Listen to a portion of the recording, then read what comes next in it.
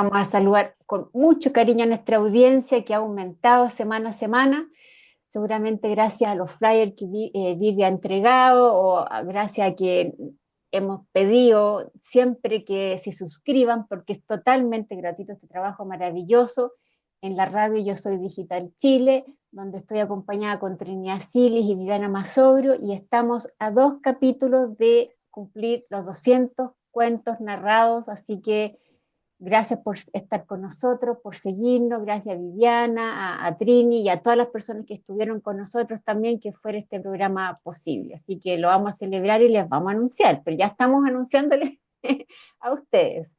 Y ahora le doy la palabra a Trini. Adelante, Trini.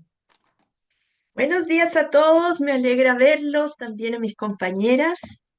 Les mando un abrazo y hoy día volvemos con otro boliviano.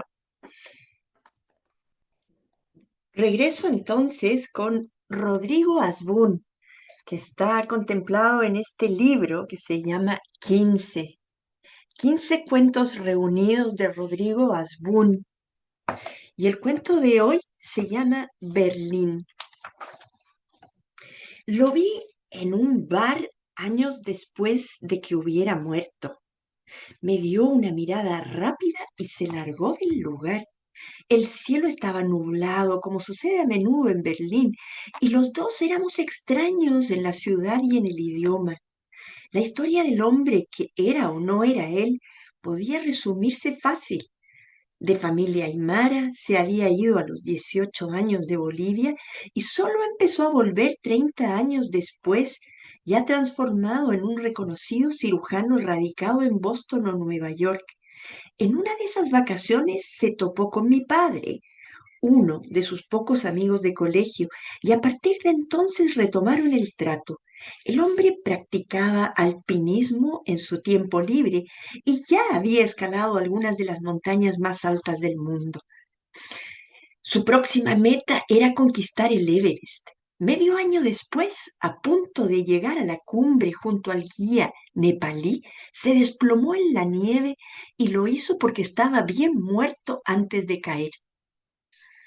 El cuerpo nunca apareció. Empezaron a proliferar versiones encontradas, entre ellas que la esposa se había deshecho del hombre para heredar su fortuna o que él ya no la amaba y había ideado todo para empezar una nueva vida lejos de ella. En Berlín yo me largué y lo hice no solo, perdón, me largué de allí. Y lo hice no solo sin pagar, estaba en un bar, sino además llevándome el dinero que ese hombre había dejado sobre la mesa. Llevaba yo 13 meses en Berlín, a donde llegué siguiendo a Luana, una alemana que no mucho tiempo después me dejó. Mi trabajo más constante, el que me permitía sobrevivir, lo hacía para Ben, un inglés cuarentón que simulaba ser agente de actrices de cine adulto. Entrevistaba a 9 o 10 candidatas por semana y por lo menos con 2 o 3 terminaba cogiendo en la misma entrevista delante de un par de cámaras. Les confesaba la mentira a las mujeres y les ofrecía 300 euros para que lo dejaran colgar el video. Ellas, eslovacas o colombianas, alemanas o turcas, querían ser actrices. Lo que hacía yo era editar los videos, borronear en ellos la cara de Ben y subirlos al sitio que también promovía en la red. Más allá de que hubiera varios otros agentes falsos haciendo lo mismo en distintos países, el número de visitas al sitio no dejaba de subir. Ahora todo estaba detenido porque a Ben se le había complicado la situación con 2 chicas. Días después apareció la madre de una de ellas con documentos que demostraban que su hija tenía apenas 16. Solo quiere plata, dijo Ben. Este Ben era un tipo apuesto y de apariencia decente. Eso hacía que muchas confiaran en él. Bajé el video de la red y también prefirió que desmontáramos las cámaras y nos tomáramos unos días de descanso. Marqué el número de Luana. No colgó. Acabo de ver a un fantasma, le dije. Un fantasma, Luana, un fantasma boliviano. Ella soltó un suspiro. Luana no me decía nada. Le conté la historia entera y cómo seguía sin decir nada. Mencioné por último la situación de Ben, mis días a la deriva. Hacía meses que no hablábamos y sentía como un subidón. No estoy lejos, dije. Ven, dijo ella y colgó. Nos habíamos conocido en mi bar preferido de Cochabamba. Ella viajaba sola por Latinoamérica. Dejé todo para acompañarla y fueron las mejores semanas de mi vida. Era la primera mujer que conocí que tenía condones en su mochila. Importa que no le temía a nada y que descubrí a su lado que yo le temía a todo y que logré vencer algunos de mis miedos gracias a ella. Sonreía y fumaba y cogía de todas las maneras posibles, y eso era lo único que yo podía recordar de ella mientras subía las escaleras. Luana, solo en el deseo y ya no en el amor. Apareció apenas entré.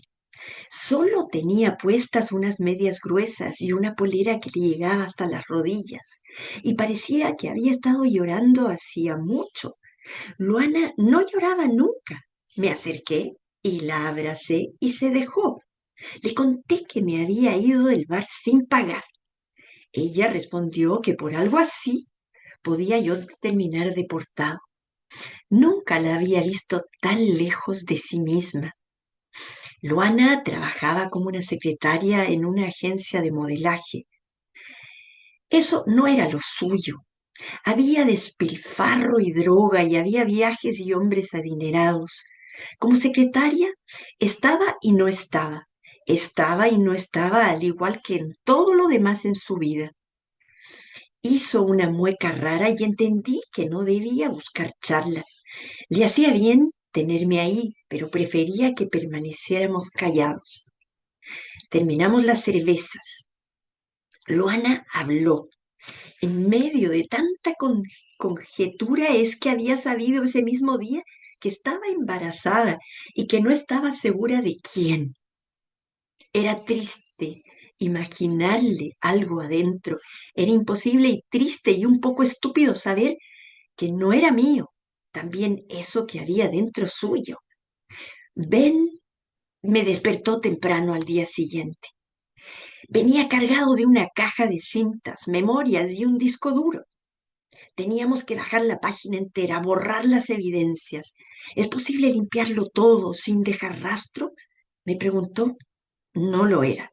Nunca lo es. Revisé los datos de los nuevos usuarios, dijo Ben. Ninguno es de la ciudad. Más bien, la perra esa es un ignorante. Se iba a Londres por unas semanas hasta que el asunto se calmara. La caja la puso allí, me pidió que la guardara por un tiempo y sonrió entonces recordando quizá los polvos filmados, al menos 200, y todos sin condón. No creo que pueda guardarlas, dije. Puedes, dijo él. Más te vale poder. Luana llamó en algún momento. Ella se limitó a decirme que había sido una falsa alarma. La odié de verdad o mentira, la odié nada más y me quedé pensando en ella y en mí y Ben y en las chicas y la madre pensando que estábamos vacíos y que quizá esa era la enfermedad de nuestra época, la verdadera enfermedad que todos nos hubiéramos vaciado tanto. Haciendo las compras en una tienda del barrio, vi al hombre que había sido amigo de mi padre. Lo que hice fue abordarlo de inmediato y esta vez supe sin duda que era quien creía. Él lo negó. Ha sido una semana dura, dije. Ahora sí perdí a una mujer llamada Luana y parecería que también perdí mi trabajo. Y mi jefe es un hijo de puta, dije también. Creo que las está contagiando a todas. Él respondió que no entendía. Había muerto ya de un ataque al corazón. Ese hombre al que tenía delante había muerto escalando el Everest. Se disculpó apenas, cogió sus bolsas torpemente y se alejó. ¡Qué Le dejo la primera opinión a Vivi. Gracias, Trini. Bueno, buenos días para todos. Eh, Parece que los números son algo que acompaña a Rodrigo Boom, ¿no? Porque primero sacó un libro de texto de cuentos que se llamaba Cuatro, después sacó uno que se llamaba Cinco, este que estamos recorriendo se llama 15 cuentos reunidos, y en una oportunidad también una editorial unió los cuatro y los cinco y sacó uno que eran nueve. O sea que parece un interesado en la numerología o que los números le han traído suerte. Es interesante, ¿no? Como título, que el número de cuentos que se publican. Pero estos 15 cuentos reunidos tienen una peculiaridad porque son una recopilación que él mismo hace después de todos esos años de escritura, de una escritura detallada, minuciosa, y que lo han convertido en el escritor reconocido que soy, ¿no? Ganador de premios, reconocido como uno de los escritores menores de 39 años trascendentes, eh, también recuperando a sus personajes que van y vienen de sus libros.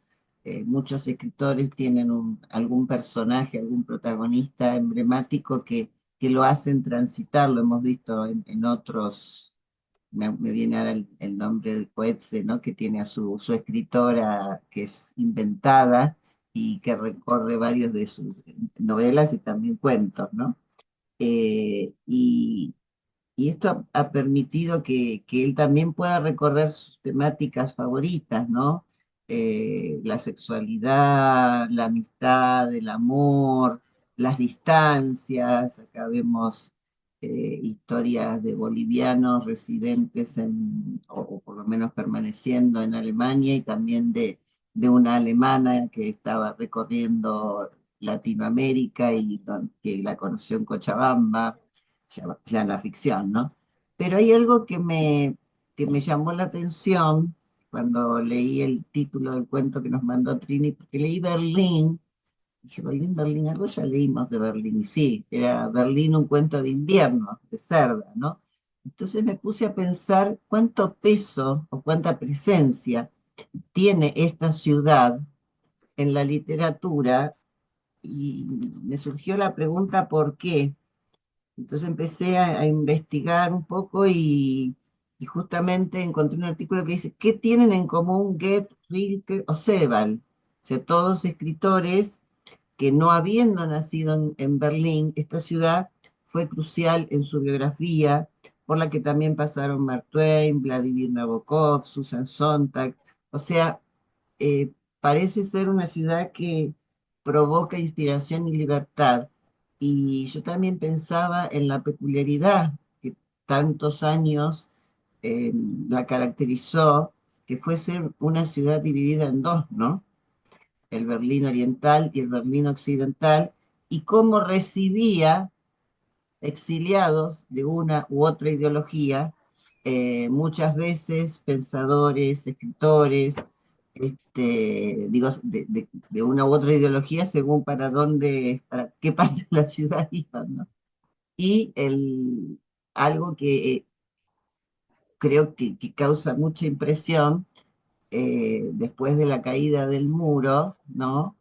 Recordando todas las historias que se sucedieron, ver cómo han quedado emplazados pedazos de muro y que ahora ya son parte de una historia, pero de una historia que fue muy fuerte y que por eso creo que fue muy inspiradora. También es impresionante la cantidad de novelas históricas o puramente ficcionales que se ambientan en Berlín durante la Segunda Guerra. Así que bueno, creo que esta ciudad tiene un significado muy fuerte y por eso los autores recurren una y otra vez a ambientar sus historias en ella, ¿no? Y una de las cosas que me impresionó de Aubun es que su tesis doctoral tiene que ver con los diarios de escritores hispanoamericanos, ¿no? Yo digo, qué manera de aprender escritura, aunque él dice que la escritura no se aprende, y creo que tiene razón, que siempre se es un escritor novel, siempre se escribe por primera vez, no como un escritor novato, y comparto 100% la idea, porque la escritura tiene tanto de creativo que lo deseable es que no se repita. Y él también lleva hace muchos años sus propios diarios que están guardados en la casa de sus padres en Bolivia. No sé por qué, porque eso fue un flash, a veces hay cosas, relaciones que hace el cerebro que uno no tiene mucho fundamento. Lo vinculé con la caja, ¿no? Que en este caso le entrega su jefe, como él lo llama, que no contenía algo tan valioso o para la posteridad como puede ser los diarios de un escritor reconocido, pero sí contenía la historia de una estafa, la historia de un destrato, la historia de una apropiación de las mujeres, ¿no es cierto?, de una mentira que pudo repetir su jefe sin ningún cuidado, sin ningún respeto, y habla un poco del secreto, ¿no? Que el secreto siempre yo lo menciono porque es uno de los temas muy, muy interesantes en la literatura y que son los que nos atrapan, nos intrigan.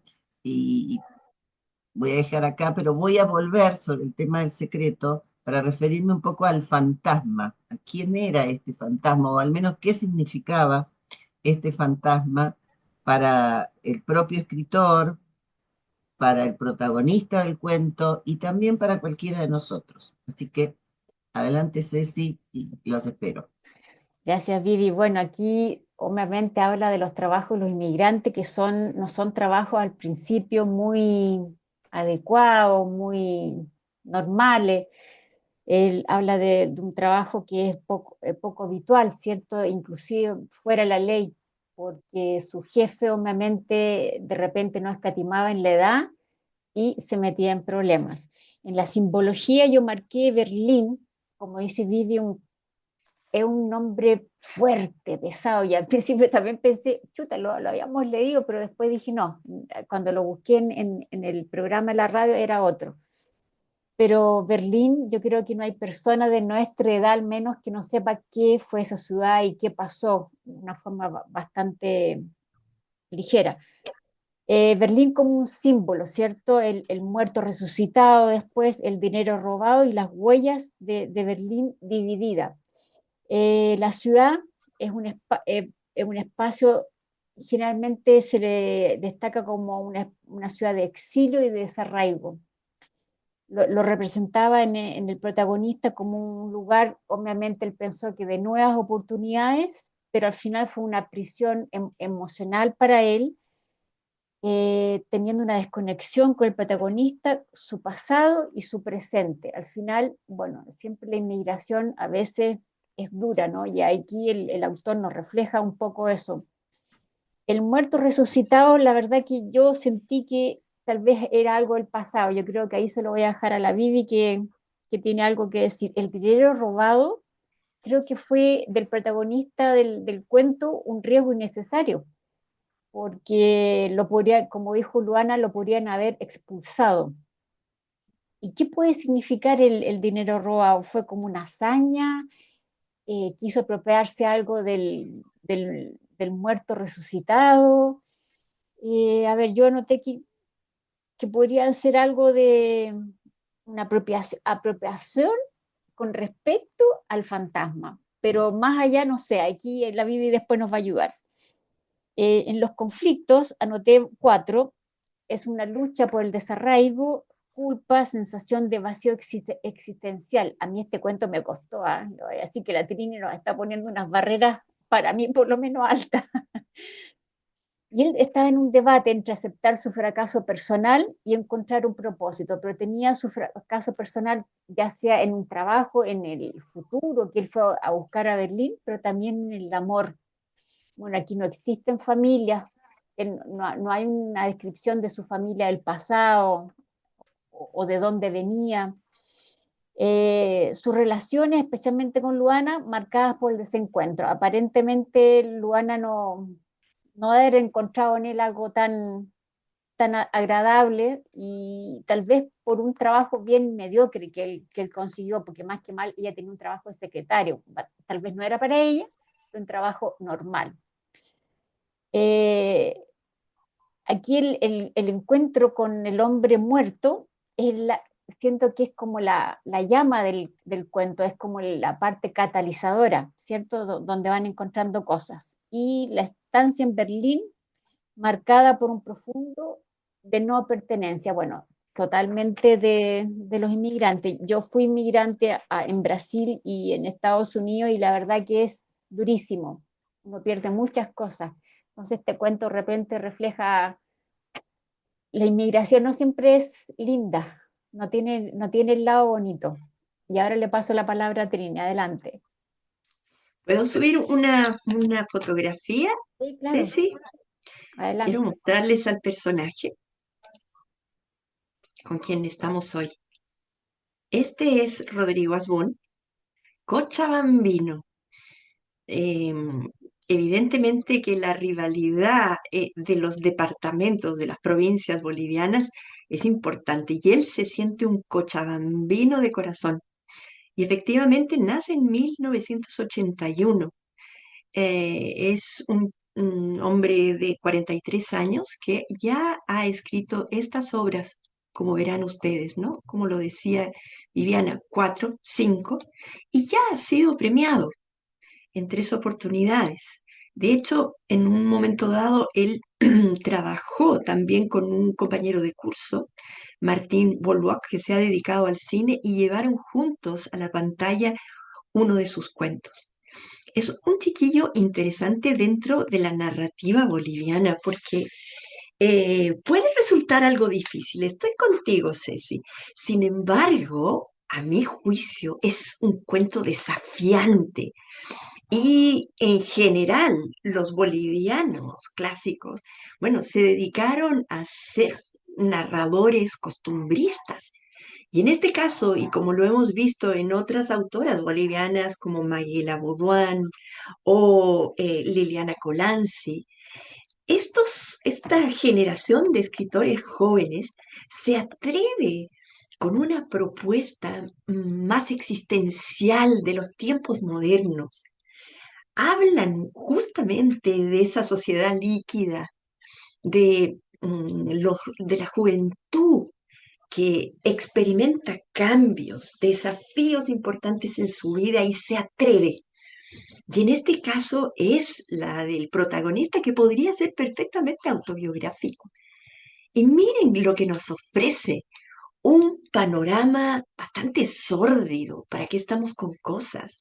Donde él tiene que transitar en un triángulo eh, temático. Primero, ese fantasma que se le aparece de pronto y que rememora una tradición, un cuento de su infancia, de su padre, y que de pronto revive porque lo ve allí y nos hace pensar en qué es lo que representa. Ese es uno de los tránsitos que le toca vivir. Y luego el de Luana, que también la conoció en Bolivia y que lo llevó a viajar a Berlín para ver si existía alguna posibilidad con ella. Y así entonces se atreve a hacer esa aventura e irse a Berlín, así como si nada. Y finalmente el trabajo que le toca realizar para subsistir allá, un trabajo de mercado negro, ¿no? Un trabajo ilegal, no cabe duda. Y además, como les decía, sórdido, de un hombre que aparentemente está traficando, ¿no? con mujeres y extorsionándolas de alguna manera. Después de eso se ve perseguido justamente, pareciera ser que por la justicia. Entonces, tres áreas en las que el autor va narrando su propia historia, pero en las que salta temporalmente de una en otra y las relaciona, porque a Luana le cuenta de la historia de Ben y le narra también la aparición de este fantasma, que termina teniendo importancia, porque ese fantasma finalmente fue una historia que verdaderamente él le dio sentido y la logró concluir, porque era un aspecto casi como folclórico de un personaje amigo de su padre que había venido desde la pobreza y finalmente había terminado estudiando una carrera universitaria, había llegado a ser alguien. Después terminó en Berlín y finalmente él concluyó el sueño que había perseguido su vida entera, que era subir al Everest. Pero ese es el espacio donde él mismo decide suicidarse para el mundo y emprender una nueva vida. Todos los bolivianos suponen que él se perdió, pero nos deja un vacío y un misterio que el cuerpo nunca apareció, lo que significa que ese hombre adquirió una nueva vida. Incluso propone que la mujer lo hubiera matado, pero finalmente es la forma de escapar de la vida que tenía y asumir otra. Y entonces él le da vida a ese fantasma. Me encanta cómo lo resuelve, ¿no? Y finalmente lo de Luana, su novia alemana, termina por morir, porque ante el sueño aparente que él tuvo de que podría haber sido el padre del hijo que espera, resulta por no serlo. Podría haber sido, pero de nuevo la esperanza que se pierde. Y finalmente Ben, que era su fuente de trabajo, también termina quebrando porque lo persiguen y todo queda en peligro con relación a su trabajo y queda con nada. Y finalmente, después de narrarnos este periplo a través de estas tres historias que lo tienen al menos ocupado y activo y acompañado, lo que nos hace ver es que queda nuevamente solo, solo en un Berlín que no le dice nada. Un inmigrante, como tú nombrabas, Ceci, pero un inmigrante que queda desolado en una ciudad sombría, que es un poco la situación de tantos jóvenes que van en busca de un destino por el mundo, como podría ser perfectamente Berlín. Gran historia, creo que es novedoso dentro de la prosa de cuentos boliviana y sobre todo sugerente, original, desafiante.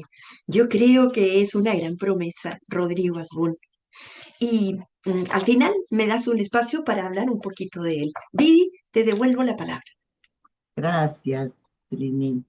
Sí, yo creo que mucho de lo que vos adelantaste, él también lo adelanta, en el primer párrafo, sobre todo al final, cuando dice el cielo estaba nublado, como sucede a menudo en Berlín, y los dos éramos extraños en la ciudad y en el idioma, extraño en todo, incluido en los lazos que nos habían unido alguna vez.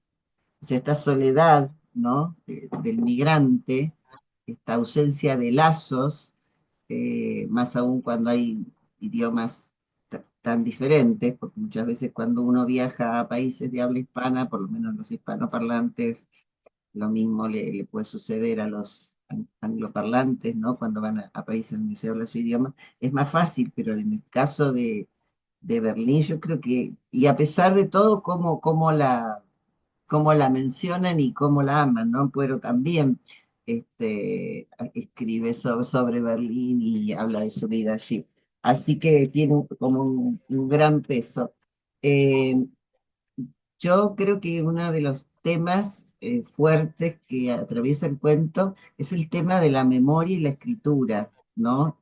Y la imposibilidad del olvido, la imposibilidad de borrar que los que son, yo no soy especialista en informática, pero si algo me enseñaron, y Cecilia me dirá si estoy equivocada, es que lo que entra en cualquier dispositivo, ya sea un video, una foto, un texto, de alguna forma el que sabe lo va a rescatar.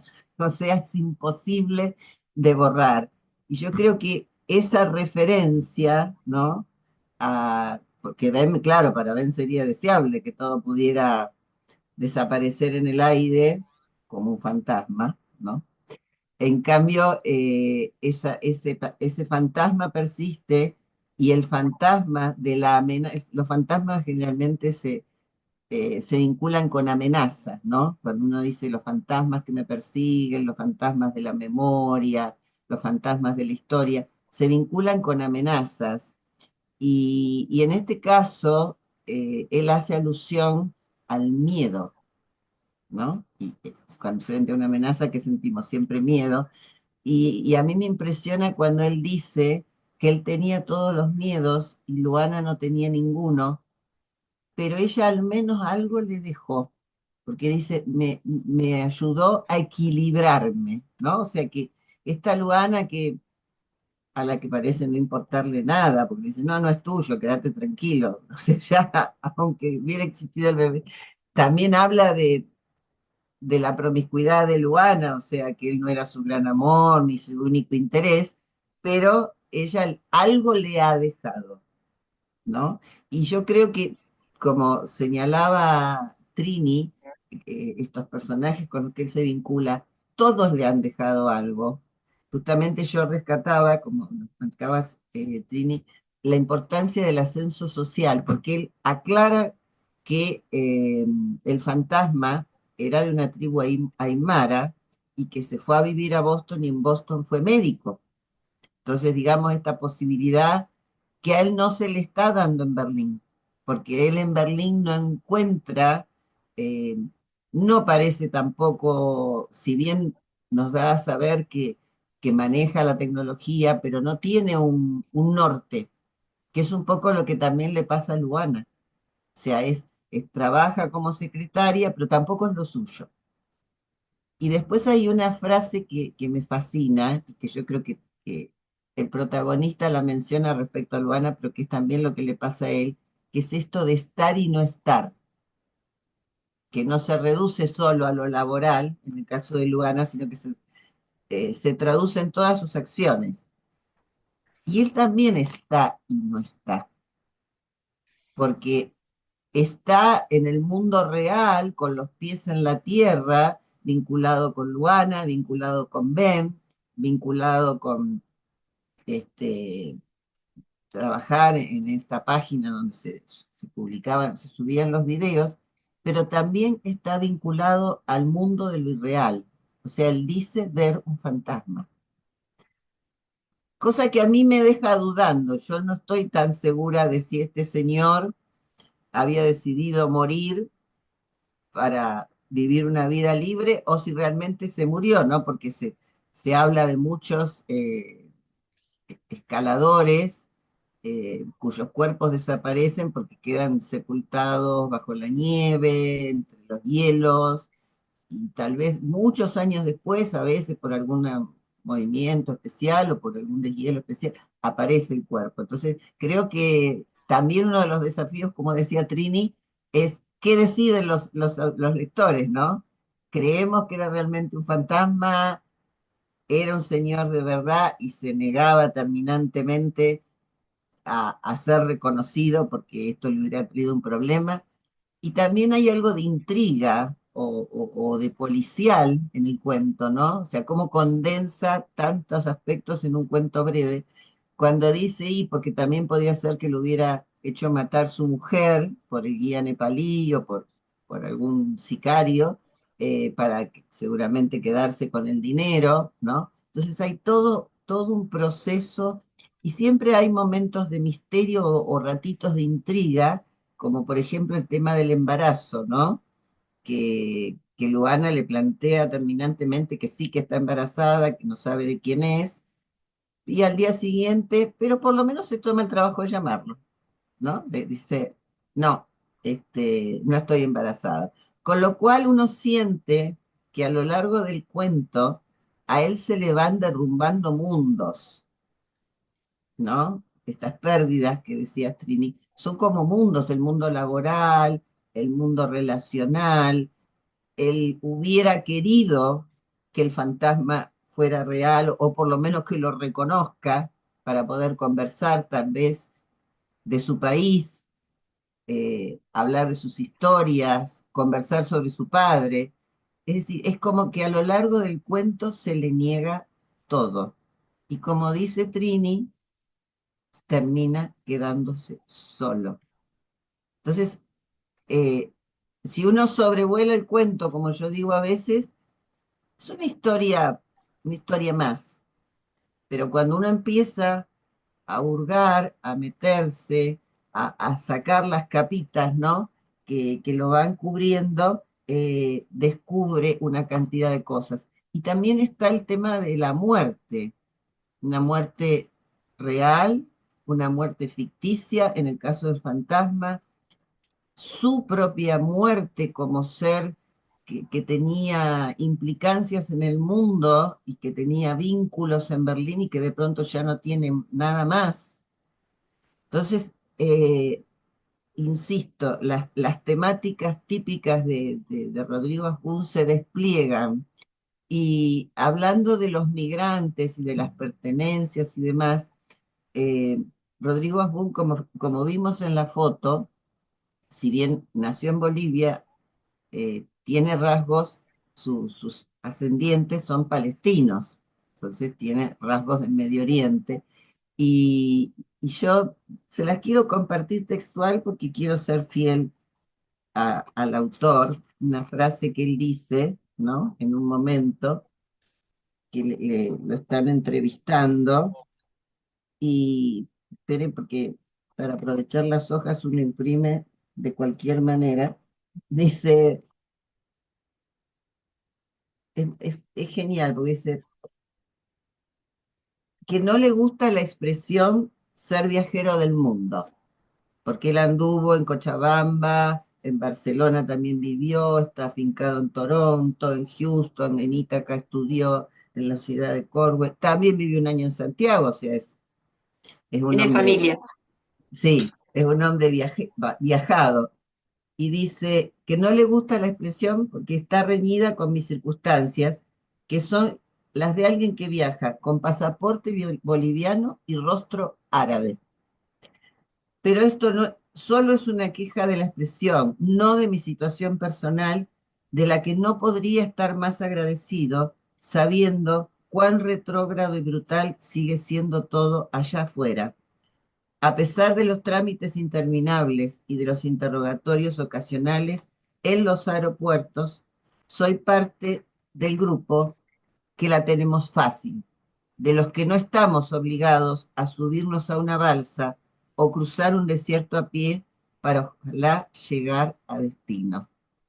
O sea, digamos que él sufre de lo que se suele llamar portación de cara, ¿no? Por lo cual puede ser detenido e interrogado en un aeropuerto, pero tiene la enorme capacidad de reconocer que él es un migrante con suerte y de alguna manera homenajear a todos esos otros migrantes que yo creo podríamos vincularlos con el fantasma, porque ellos son fantasmas, nunca llegan a los países, muchas veces no llegan, mueren en el corrido por ese desierto o cruzando esa balsa, y cuando llegan, conseguir una identidad reconocida les cuesta muchísimo, a veces nunca lo logran y quedan instalados realmente como fantasmas.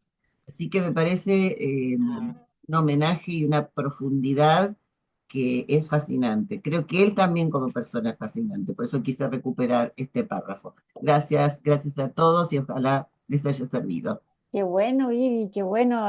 Me hiciste pensar de que en realidad la inmigración es la pérdida de identidad total, pérdida de familia, amigos, pérdida de identidad. Tú no eres nada en otro país. Si eres un profesional, ya no lo eres, porque tienes que convalidar estudios. La verdad que la gente piensa que es súper fácil inmigrar y no es. Uno ve las caravanas ahora en Estados Unidos para entrar, miro a esos niños, esas familias, las esperanzas que hay, ¿cierto? Y en este cuento también la esperanza.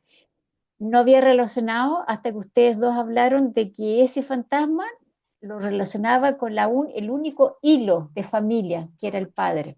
Me acabo de dar cuenta.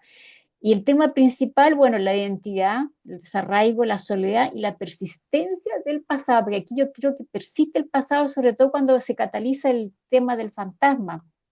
El cuento muestra cómo las historias y los traumas no resueltos moldean el presente. Totalmente un final abierto que a mí me da la sensación de que como Ben se arrancó del país y lo dejó a él con estos videos, obviamente él iba a ser expulsado. Se me imagina porque en Alemania las cosas funcionan, las investigaciones funcionan y lo iban a encontrar a él. Así que también es interesante cómo le abre Luana el bichito de ser papá, formar una familia, él se había esperanzado, y porque un cabro joven se habría asustado, decía, chuta, ¿qué voy a hacer aquí? ¿Qué decisión vamos a tomar? Él no, y estaba como esperanzado, no voy a decir contento. Eh, por supuesto que al escapar Ben, los problemas se van a ir sobre él y el final feliz que él pensó que iba a tener en otro país no iba a ser tal. Me da la sensación de que o iba preso y expulsado y totalmente distinto a lo que él había soñado con todas esas, cuando uno compra un pasaje e ir a otro país, la maleta va llena de esperanzas. He escuchado esa frase varias veces.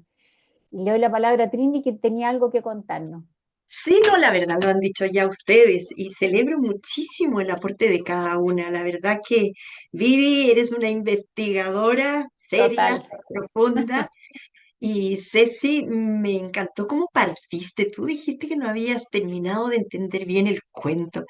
Siempre, a veces, es necesaria una segunda lectura. Yo quizás ya lo había leído harto este cuento, pero me gusta muchísimo cómo llegas tú finalmente a interpretar palabras, signos. De pronto te quedas con los personajes, ¿no? Los personajes aquí hablan mucho. Este es un cuento de personajes que le hacen la vida a este chiquillo. Pero por otro lado, me gusta mucho este autor porque yo creo que se revela con una narrativa contemporánea, expresando un poco las necesidades de las generaciones jóvenes, cuyo mito deben cumplir siempre, que es el viaje, ¿no? Casi como que fuera el viaje del héroe, ¿no? Necesitan realizar un viaje, necesitan vivir esa experiencia que muchas veces los que pertenecemos a otra generación los cuestionamos diciendo, ¿qué tanto interés por ir al sudeste asiático? Eh, Escaparse un año a tener una experiencia de vida y eso les puede significar después dificultades para reinsertarse en el mundo laboral. Y es que nosotros no conocemos la variable con la que ellos viven hoy, que es esa necesidad del cambio. Y en este caso, tanto el autor como el protagonista realizan ese viaje, quieren conocerse a sí mismos a través de esta experiencia, este recorrido que les va a quizás a reportar mucho aprendizaje. Nosotros no los terminamos de entender, pero en este caso, a este chiquillo, este viaje le significa un reencuentro que Rodrigo en esa entrevista que tú investigaste, Vivi, y de la que te pido el texto porque me interesó mucho, él mismo dice, es verdad, hoy día los jóvenes se están quedando afuera. Sin embargo, afuera no se terminan de sentir tan bien como se sentirían adentro, porque terminan siendo migrantes siempre.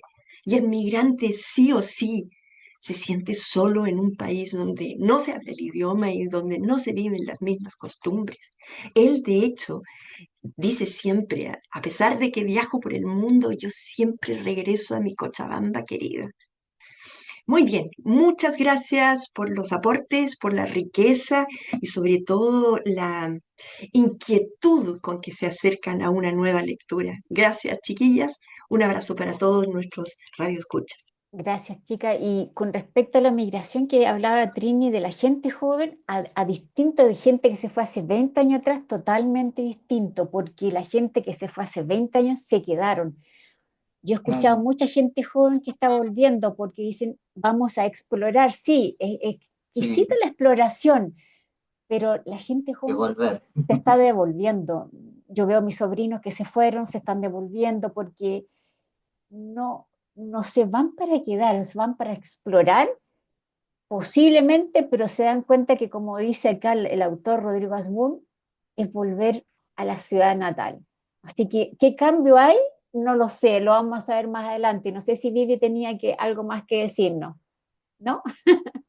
Bueno, y lean el libro La Vivi, porque yo voy en capítulo 14 y estoy pero fascinada. Es mi lectora comentada, me divierto mucho porque ella me va pasando los datos y yo me entretengo y pienso sobre lo que escribí. Así que gracias. Un besito grande y nos vemos hasta la próxima semana. Chau, chau.